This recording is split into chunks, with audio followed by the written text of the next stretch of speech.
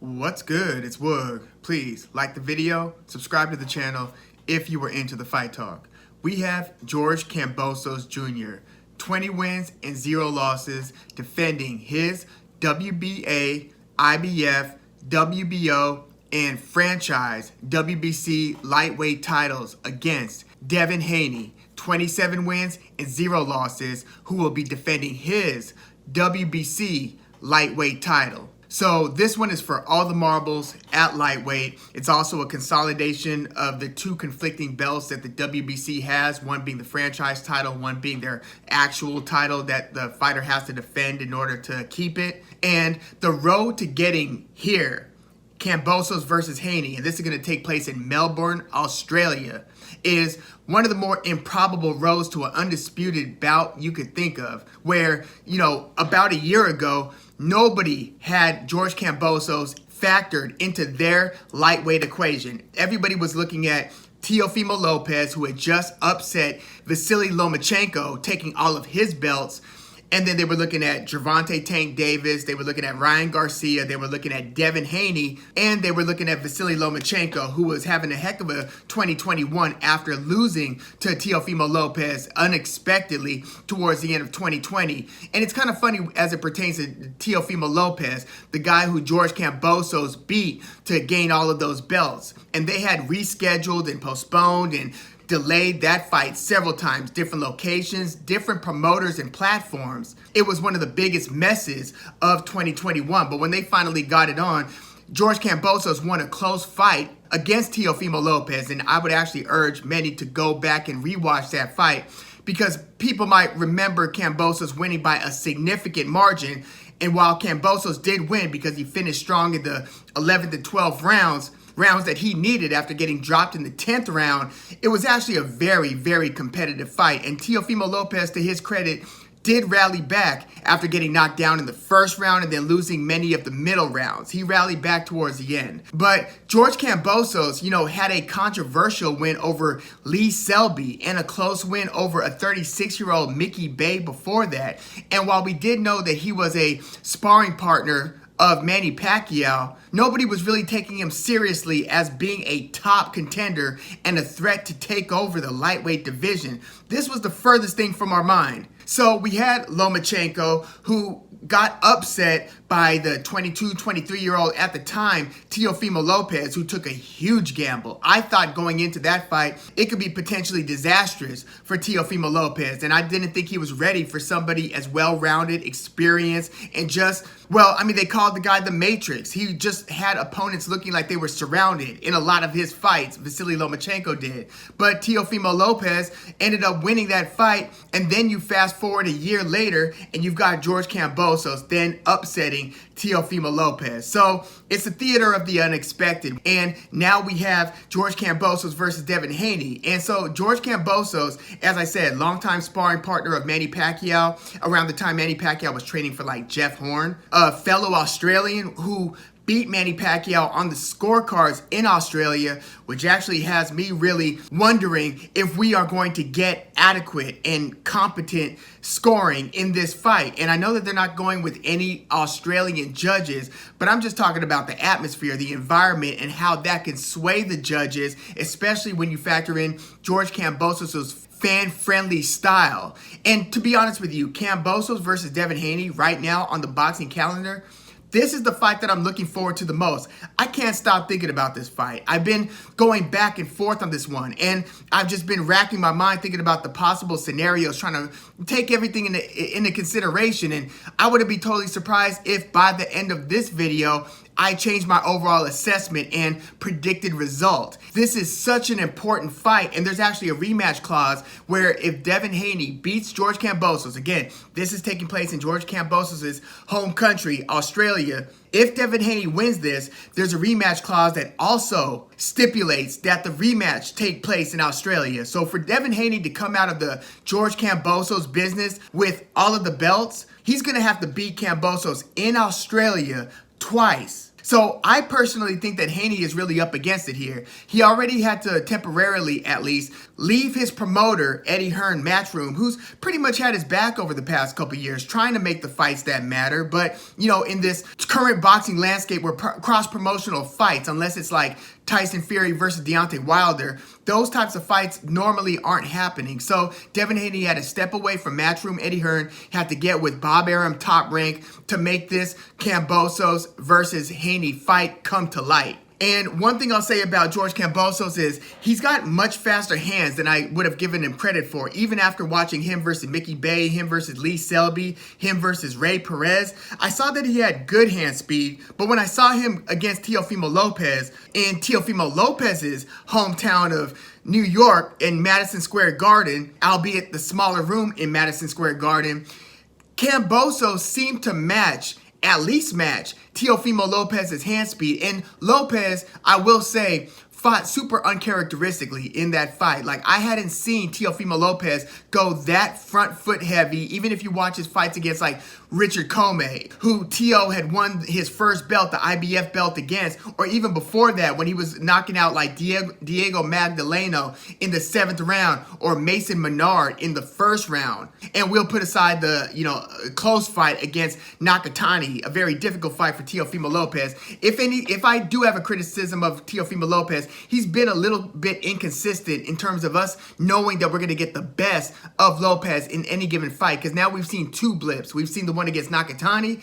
and then we've seen the one against George Kambosos. But when I saw Teofimo Lopez versus George Kambosos, I'm looking at Teofimo Lopez just looking like he's going for a 1st round knockout, kill or bust. And I know going into the fight, he was saying he was going to knock him out in the 1st round. He was urging his fans to bet on him to knock him out in the 1st round. And I get that fighters say all kinds of things all the time.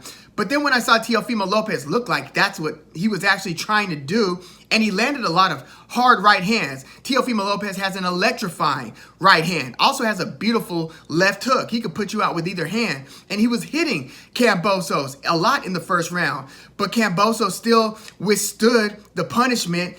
And by the end of the round, with about, less than a minute left, dropped Teofimo Lopez, which it totally shocked the broadcast team, the crowd, the viewing audience. And this fight instantly got that much more interesting, where Teofimo Lopez didn't only get dropped in the 1st round, but he was getting busted up throughout that fight. And the problem was, he wasn't throwing any sort of like a significant jab to start to manage the distance, to manage the range. And he was getting super weird conflicting advice from his dad trainer in the corner, where after the 1st round, he said both, relax, take your time. And then within the same 30 to 45 seconds said, get him out of there already. What are you waiting for? It was one of the more bizarre things, but Teofimo Lopez just looked very anxious in that fight, especially early. He started to calm down a little bit in the middle rounds, but by then he was pretty busted up because, again, he wasn't coming in behind the jab. If you watch Lopez versus Lomachenko, he was controlling range a lot of the times with the educated jab. I saw very little of that in so many moments of Lopez versus Kambosos. So he's basically just coming in naked, no jab to set up the range and to set up the power punches. And so he was diving in with an electrifying right hand, which, yes, he can smoke you with the right, but when you're nearly telegraphing it and not setting it up, George Kambosos was picking that off all day. He was hitting Teofimo Lopez with a check left hook, too. And by the way, when we talk about Devin Haney against Jorge Linares was actually having a little bit of success, pretty decent success early in the fight with the check left hook. But Teofimo Lopez, again, time and time again, was just trying to knock Kambosos out and was getting caught because of it. So Kambosos would take one step back, and then find the right opportunity, and then throw his own right hand, followed up with a fast left. And so they were trading like 2 to 3 punch combinations, and it just looked like Kambosos was more often than not the one who was a little bit quicker on the trigger, or was just better timed at throwing his punch because, again, Teofimo Lopez was leading with power shots expectedly to where George Kambosos could see it. Again, Teofimo Lopez made a good rally later on, but Kambosos finished the fight stronger in the 11th and 12th round, where you see by the end of it, Teofimo's bleeding out of the eyes, bleeding through the nose, the mouth. He was pretty damn busted up, and it was very interesting when you get the visual of his completely busted up face, the fact that he got knocked down in the first round, the fact that there were certain rounds where at the end of the round, Teofimo Lopez would try to get one more nice shot in and would instead run into a beautiful left hook counter by George Kambosos, who would then stare Teofimo Lopez down, celebrate with his hands, and then, by the way, he's very demonstrative with his body language as well. George Kambosos is, which I also think might play a role in the scoring of Kambosos versus Haney because he exudes confidence. When you see Lopez versus Kambosos, you get the impression that Kambosos is the one who thinks he's the star of the fight. So yeah, he was finishing the round strong, celebrating and saying woo between the rounds, like after the round ends. And so yeah, he gets a close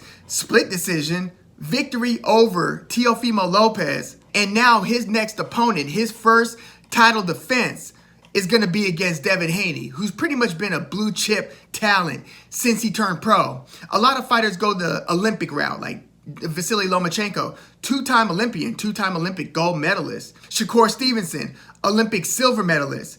Devin Haney, instead, when he turned 17, he and his dad and Floyd Mayweather Sr., his trainer at the time, went out to Tijuana, Mexico, and started fighting grown men in Tijuana at 17 years old. So he actually turned pro instead of going the Olympic route very early. And he's kind of been, touted as basically the sweet scientist of sweet scientists. You know what I mean? Like almost like Shakur Stevenson is seen to be one of the best technical boxers in the game. You've got people who are just, physical talents, who have outsized power like Gervonta Davis, or just unreal hand speed like Gary Russell Jr., or, just that beautiful left hook that could just put your lights out at any given moment, like Ryan Garcia. Devin Haney, on the other hand, is one of the best round winners in the sport, pound for pound. He's one of those guys who can win a fight 10 rounds to 2, 11 rounds to 1. I've seen him win 12 rounds to 0, or 10 rounds to 0 when he was fighting 10 rounders.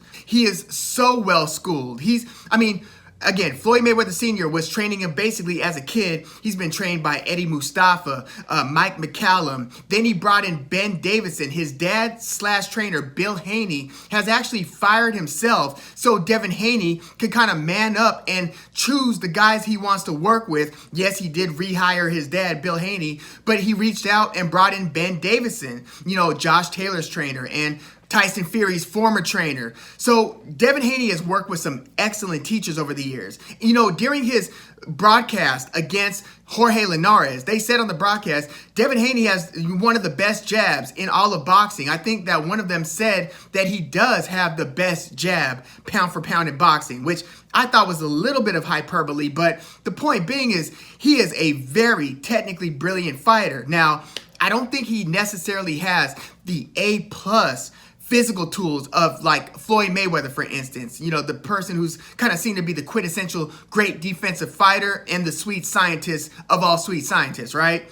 Well, I thought that Floyd Mayweather had a slightly more electrifying hand speed, especially as a lightweight. He did obviously as a welterweight as well, but I see Devin Haney as having B+, A- level hand speed, but he doesn't have that, blink of an eye. You just let 2 punches go, and the guy was just so ill-equipped to deal with the hand speed that he just got hit without any chance of throwing anything back because you were that fast. Think Zab Judah. I'm just talking punch for punch, or Gary Russell Jr. We see certain Roy Jones Jr. We see certain guys where it's blinding hand speed. Devin Haney doesn't have that. He's got good hand speed, not great hand speed, but he seems to have great skill, even though in a couple of his fights, you wonder whether he is A+ defensively or if he's like A- defensively. He controls range brilliantly. I love how he mixes up the jab like all great boxers do when they go from high to low, when they could even put the probing hand out there and then just poke you, just drive that stabbing jab into the belly area. Devin Haney does a lot of that, and you can't really discount how much that disrupts, offsets, and even hurts opponents. Look at how effective it was for Jermell Charlo in this rematch against Brian Castano, or how effective it was for Jermell Charlo when he knocked Jason Rosario out with the jab to the body. And you would see like Floyd Mayweather when he had Ricky Hatton in the middle of the ring. Ricky Hatton might have been in the middle of a boxing ring, but the way that Floyd had him out there, it just in center ring, mixing up the jab and then throwing a straight right hand lead, Ricky Hatton might as well have been just, treading water in the middle of the ocean, let alone a ring. So Devin Haney does mix up the jab high and low, and it is very effective. I mean, Devin Haney has a lot of slow rounds, but that's kind of the thing. He can win those slow rounds, and he can cruise to a lot of lopsided victories because of his skill set. So Devin Haney, again, he had turned pro super early, fought in Tijuana, Mexico, and then he started kind of fighting better and better fighters to where by the time he was fighting on DAZN, he was fighting guys like Antonio Moran, which is probably his best knockout to date in terms of like a highlight reel knockout, and that was in May of 2019. So he was dealing with an injury about 2 fights after that, but look at the way that he knocked out Antonio Moran. He can catch you and put your lights out. Beautiful knockout. This is when he was still winning those lesser belts, WBO, international, intercontinental type belts. He won a vacant WBA international belt and a WBC international belt. So lesser belts, but he's starting to now work up the ranks and he's on people's radars now. So after knocking Antonio Moran out, he had one of the fights and wins. This was a knockout win as well at the end of the 4th round against Zayor Abdullayev. And I actually think that this is a win for Haney that's aging pretty well when you factor in that Zayor Abdullayev is the guy who just stopped Jorge Linares just a couple months ago. This fight was under the radar. It was like on daytime TV. I think they ended up broadcasting it on ESPN, but on the West Coast, it was like at 2:00 p.m. It took place in Russia, so even the feed that we were getting was kind of like a grainy, just one of those where it looks like it's somewhere else that we don't see a lot of boxing in. Not that boxing doesn't take place in Russia, but when you hear the feed and the broadcast, it just isn't what we were used to seeing. But Zayor Abdullayev stopped Jorge Linares at the end. It was the 12th round of their fight where Jorge Linares did very well, won like the first half of that fight, I would say, and then got stopped by Abdullayev. Well, Devin Haney in 2019 stopped Abdullayev after 4 rounds, completely dominated the 4 rounds, just busted him up, like bloodied his nose, and again, they basically waved it off after 4 rounds. So then Devin Haney fights Alfredo Santiago, who, kind of had like an interesting style. And I thought for the first couple rounds, Haney had to kind of get used to this guy's wiry build and his ability to just kind of throw overhand, mean power punches. So Devin Haney won this one via decision. And then he kind of took a break. He was battling injury for a minute. And this was like November 2019. So COVID came a couple months later. And then November of 2020, basically a year after that kind of difficult fight against Alfredo Santiago, that's when Devin Haney fights Yuriorkis Gamboa, who was coming off of a late stoppage against Gervonta Davis. He being Gamboa, had been fighting 2 divisions up from where he was really in his prime. He was like a very good featherweight champion, 126. So now he's fighting 135. He's like in his late 30s, almost 40.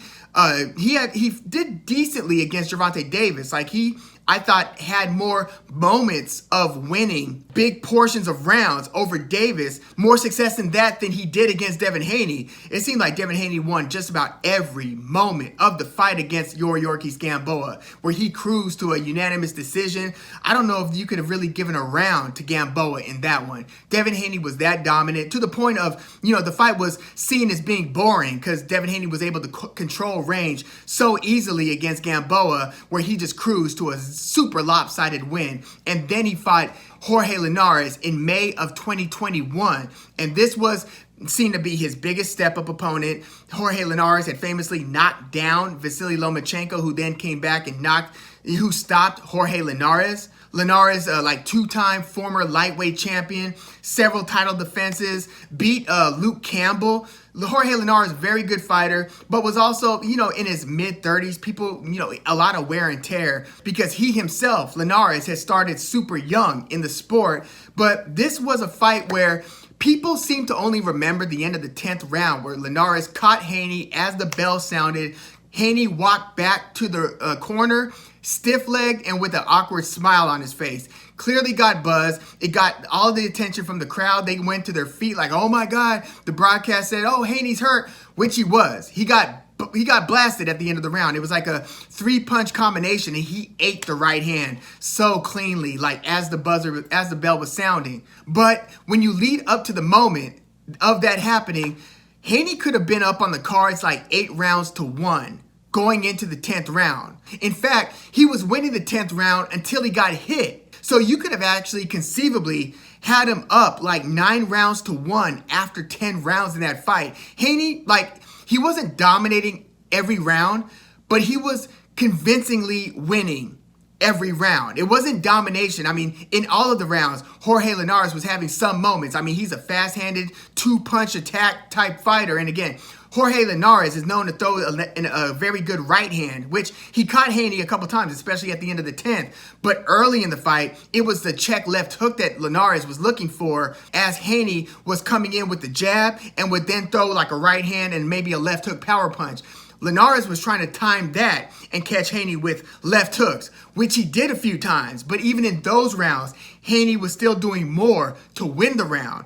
Again, Haney is one of the best round winners in boxing. So it was a super lopsided, at least to the viewing audience, type of fight where Jorge Linares might have won the 10th because of that late round punch.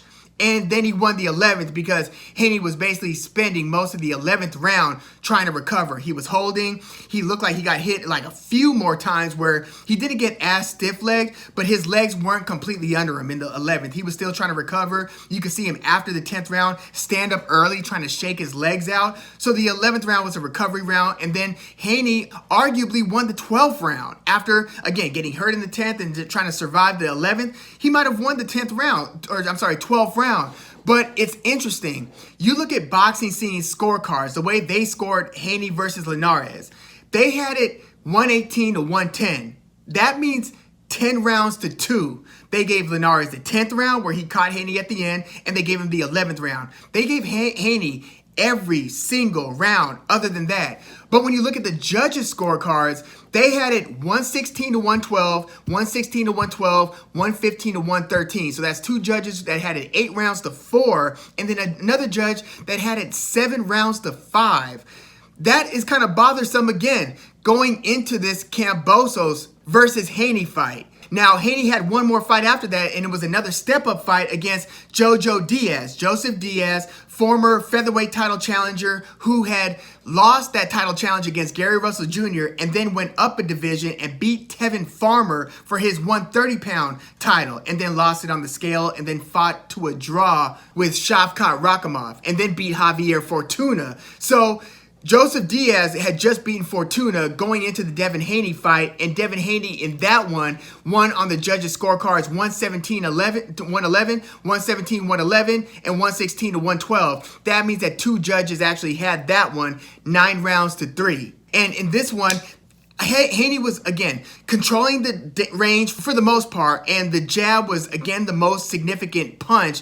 But Haney in these last couple fights has been forced to let more power punches go because he's fighting guys who aren't satisfied with just standing on the outside. Like, you're not just going to have Jorge Linares standing on the outside without coming in and collapsing the pocket. Same thing with Joseph Diaz. Ask Tevin Farmer. So Haney has had to kind of mix it up a bit more to where when he was fighting Linares, he was trying to walk him down in a lot of moments. And he's showing a lot of physical strength and leg strength where when he's locking up with at least the mid-30s, Jorge Linares, he's able to walk him back into the ropes and kind of body him a bit. I think that one is important here as we look at George Kambosos versus Devin Haney. So what do I expect in this battle for undisputed fight between George Kambosos and Devin Haney? Well, again, I expect this to be a super raucous crowd. I think that every time George Kambosos comes in and lets some punches go, it's going to sound like a walk-off home run in baseball. The audience is going to roar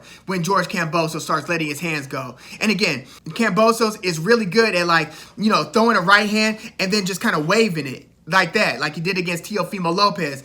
Haney isn't so demonstrative. He's just more so just like focused, just kind of has the poker face on and is just kind of, just about his business. He's not doing too much flashy stuff. He's pretty much just going with the fundamentals and riding that to victory. So one question that I have is, if you were to ask me a year ago who had the faster hands between Kambosos and Devin Haney, I wouldn't hesitate to say Devin Haney.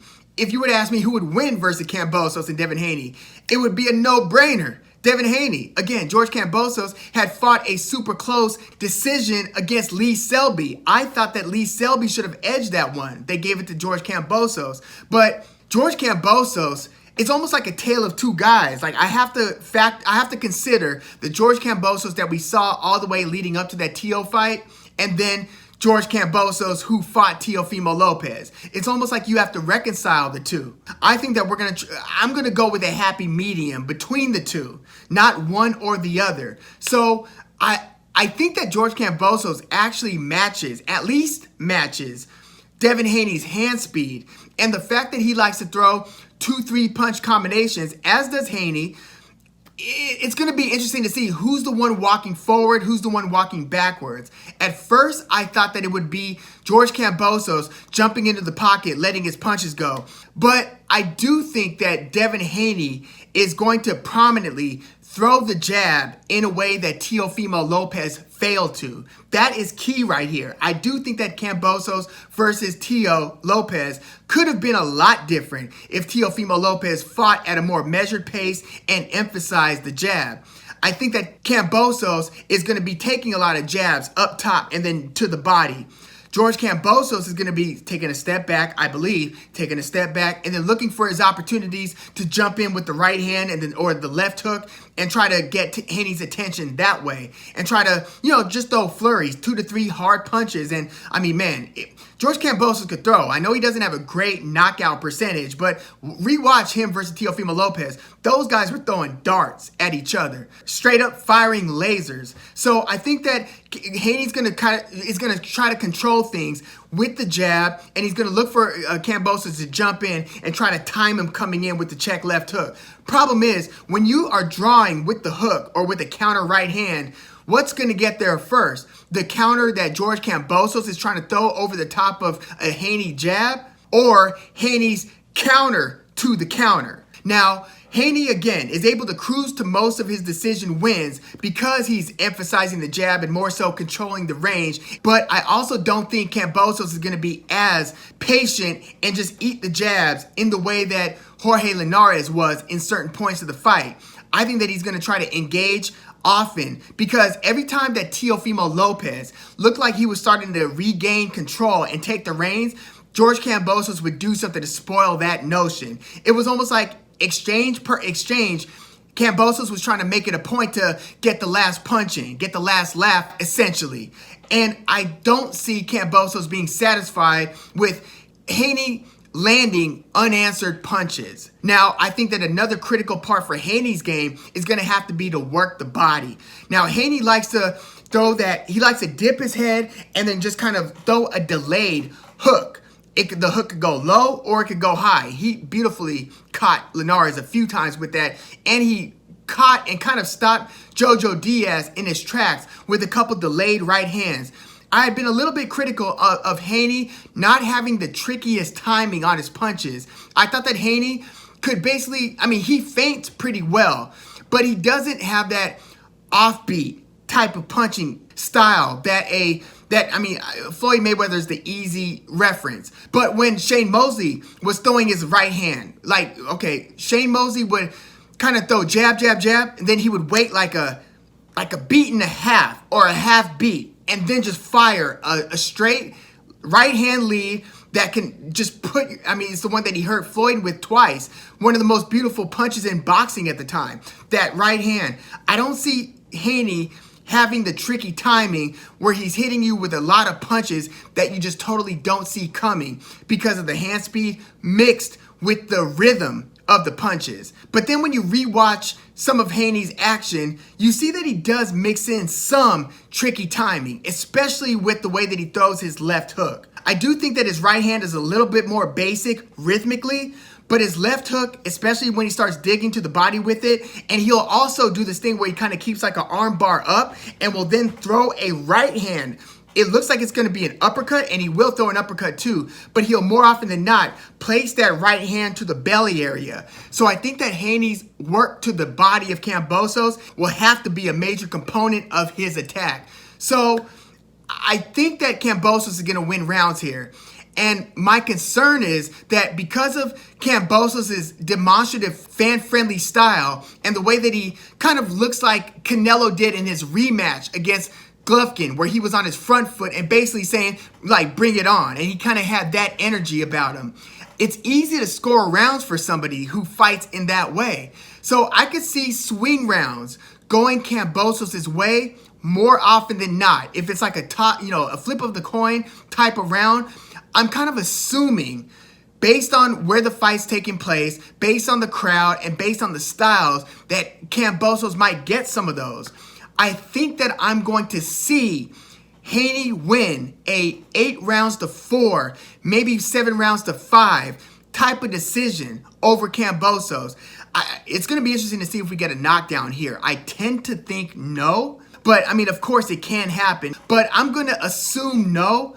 And I think that I will see Haney win 8-4, 7-5, but I can't help but have to factor in a lot of the external elements outside of the actual action that's taking place. I mean, now Kambosos' fight style is a part of the fight itself, and there is something to be said about the Sugar Ray Leonard style of stealing rounds, about, doing something with your hands and with your feet, doing certain flurries that attract, crowd applause and judges' admiration or acknowledgement.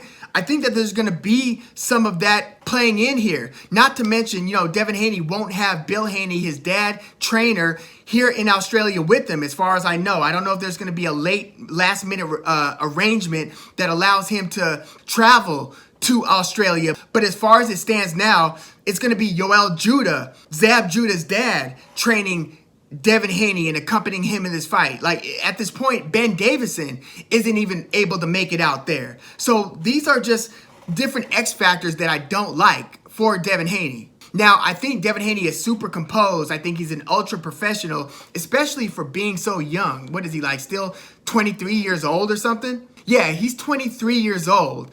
And I think that he's extremely mature and composed for somebody of that age.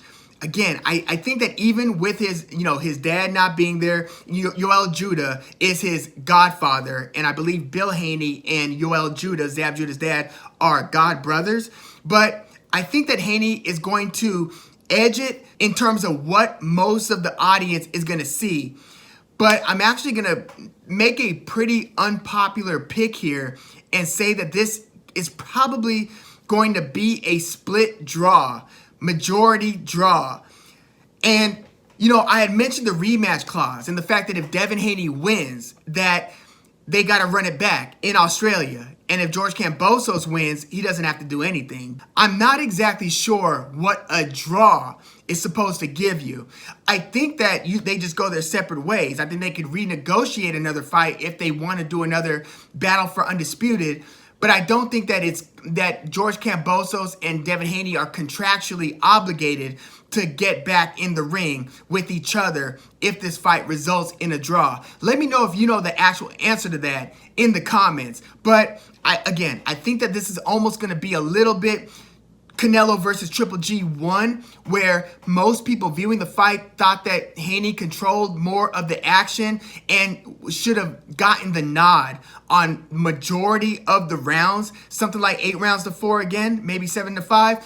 But I think that we are going to get either one judge going Kambosos' way, one judge going Haney's way, and one judge with the draw, or we're going to get one judge going either Kambosos or Haney's way, and then two judges going with the draw. I hate doing a pick like that. Again, I think that I will see Devin Haney mixing up his attacks and basically doing enough with the body work, with the jab, and winning enough exchanges in enough moments, in enough rounds, to where he should deservedly win a split decision, close but somewhat clear decision win. I think that this is going to be a close fight either way, but something about this fight and about the matchup and about the contractual obligations, the venue, tells me it's something that's just telling me to go with a draw on this one. I hate to do it, but yeah, I'm going to go with a draw in George Kambosos versus Devin Haney. But yeah, let me know what you think about Kambosos versus Haney. I can't wait for this one. Again, this is the fight that I'm looking forward to the most on the entire fight calendar. You know, I love Beterbiev versus Joe Smith Jr. I love Usyk versus Joshua 2 whenever they make that one like official. Stephen Fulton versus Roman. That's another good one. We've got some good fights coming up, but right now, Kambosos versus Haney is getting the lion's share of my attention. But yeah, let me know what you think about this one in the comments. And please, like the video, subscribe to the channel if you are into the fight talk. By the way, does the winner of this one, if it's Kambosos, get in the ring with Vasiliy Lomachenko since he's already with Top Rank? Or do they make some sort of a Shakur Stevenson versus Lomachenko whenever Lomachenko decides or is able to leave Ukraine? And I, by the way, have kind of a suspicion that we might have seen the last of prime Lomachenko just because these mid-30s years are so crucial in trying to get the last juice out of the squeeze in terms of your peak performance ability. But yeah, there's with Top Rank now at least having Devin Haney for a couple of fights, and then having Shakur Stevenson, Vasiliy Lomachenko, and George Kambosos, it looks like they can work out a few different potential options going forward depending on what the result of Kambosos versus Haney is. But yeah, let me know what you think in the comments. I'm Woog. Thanks again for tuning in.